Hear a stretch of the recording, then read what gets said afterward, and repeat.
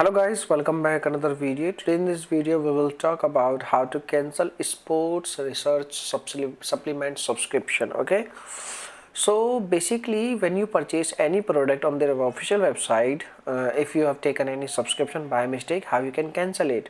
First of all, you need to provide at least 24-hour notice period, okay, before your next order date. Okay, and if you forget to cancel your subscription on your next order, you have to pay full fees for your order. Okay, so first of all, what you have to do, you need to visit on the official website and you need to log in into your account, and once you logged in, you need to tap on your profile icon at the very top side and you will see this kind of dashboard. You need to select subscription and you will see this kind of option.